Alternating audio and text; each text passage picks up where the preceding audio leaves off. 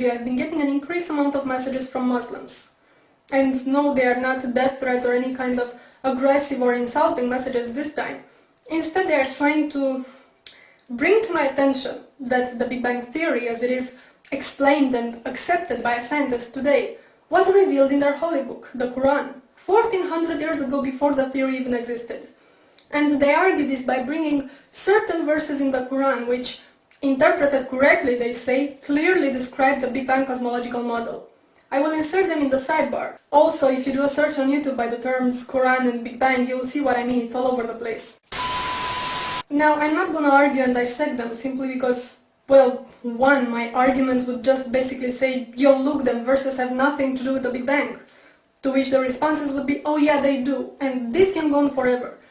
And two, because you can read them for yourselves. I mean, the claim that these verses have any scientific merit to them is as ridiculous as putting a miniskirt on a sumo wrestler and calling it a ballerina.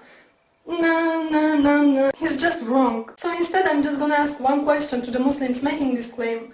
And not just this claim, because you see, while most Christian creationists try to negate science altogether, going, evolution? Where?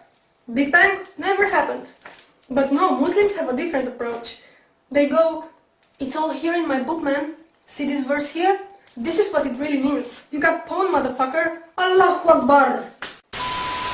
So my question is this. If the Quran really predicted modern scientific theories, such as Big Bang and evolution, then why didn't you Muslims come up with those theories ages ago?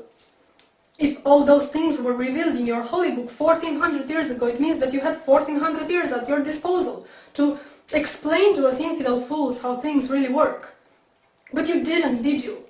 It was only after the Big Bang Theory was worldwide accepted by the scientific community that you decided to claim, well, Allah said it first. And same goes with evolution. So, why? I'm just asking. You know, there's something really bugging me, and it always annoyed me on some level, but it just seems to annoy me more and more, is how religious sensitive we are. And especially when it comes to Islam. I'm sure you remember when Western Standard magazine published those cartoons, those Muhammad cartoons, that all hell went loose.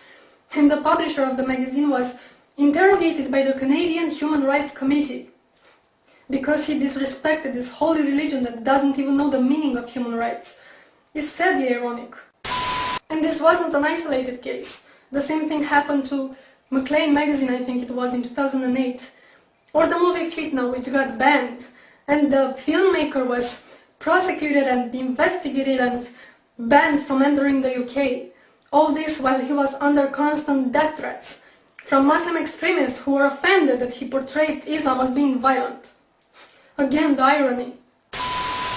And what annoys me even more is the converts.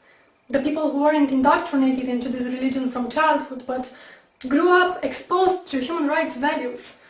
For now to convert to Islam and come preach how wonderful and sciencey and peaceful it is. The religion of peace that punishes apostasy with death. Oh, how great it is to live in the Western society and get all religious sensitive and offended when a particular dogma is criticized. Do you know that 1/3 of the world doesn't even have religious freedom? And it's not a coincidence that those countries are so populated they account for almost 70% of the world population. Let me say this again. 70% of the world population doesn't have religious freedom. You will have to look at the calendar and see what year it is, and ask yourself, what the fuck?